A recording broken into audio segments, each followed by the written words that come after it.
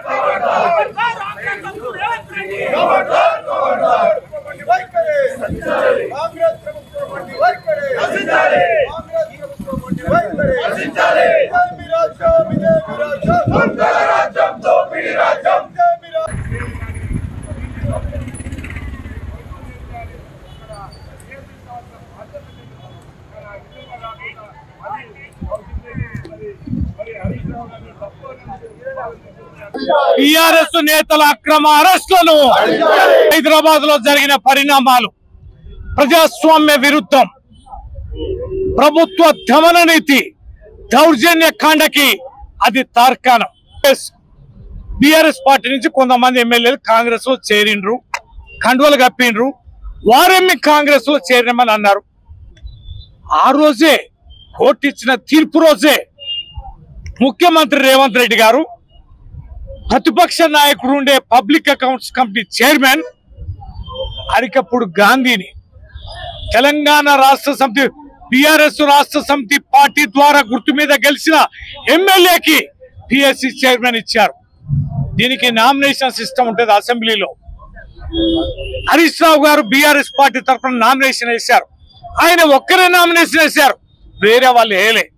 అయినా కూడా ప్రజాస్వామ్య విలువల్ని తొంగలదొక్కి రాజ్యాంగ విరుద్ధంగా బీఆర్ఎస్ పార్టీ నుంచి కాంగ్రెస్ పార్టీలో చేరిన అరికప్పుడు గాంధీకి పిఎస్సి చైర్మన్ ఇవ్వడాన్ని మేము తీవ్రంగా ఖండించాం.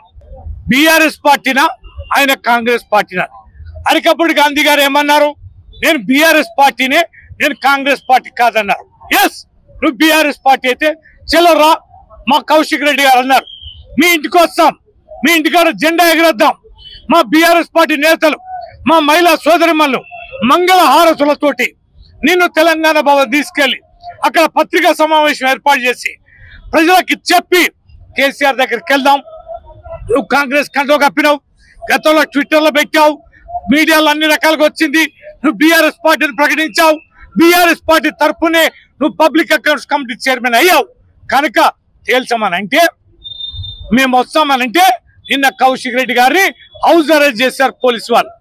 హౌస్ అరెస్ట్ చేసి బయటకు వెళ్లకుండా చేస్తే మరి ఒక పక్కన ఆయన హౌస్ అరెస్ట్ చేసి గాంధీ గారు మాత్రం వందలాది మందిని విత్ పోలీస్ ఎస్కార్ట్ ఇచ్చి కౌశిక్ రెడ్డి గారి ఇంటి మీద దౌర్జన్యం చేశారు, దాడి చేశారు, ఇంటి అద్దబాలు పగలగొట్టారు, కోడిగుడ్లు, టమాటాలు, చెప్పులు అనేక రకాలుగా మీ దౌర్జన్యానికి, మీ దాడులకి, మీ కేసులకి, మీ యొక్క భయకంపుతులు చేయడానికి పోలీసు వారిని వాడే విధానానికి ఎట్టి పరిశ్రమ భయపడం. తెలంగాణ రాష్ట్ర సమితి నేతల పైన ఏ రకమైన దాడులు చేసినా మేము క్షమించేది లేదు, ఊరుకునేది లేదు, ఎదుర్కొంటాం. ప్రజాస్వామికంగానే నీ పోరాటం చేసి ప్రజాక్షేత్రంలోనే మిమ్మల్ని నిలువరించి చేస్తామని ఈ సందర్భంగా తెలియజేస్తూ, పబ్లిక్ అకౌంట్స్ కమిటీ చైర్మన్ గా అరికపూడి గాంధీ నిజమైన మనిషి అయితే, నిజమైన నీతి నిజాయితీ కలిగిన వాడైతే, అసెంబ్లీలో ప్రమాణం చేసిన వాడైతే ఖచ్చితంగా బీఆర్ఎస్ పార్టీ కండవ కప్పుకొని ఆ పదవిని స్వీకరించాలి, లేకపోతే నిర్ద్వందంగా రాజీనామా చేయాలని ఈ సందర్భంగా మేము డిమాండ్ చేస్తున్నాం.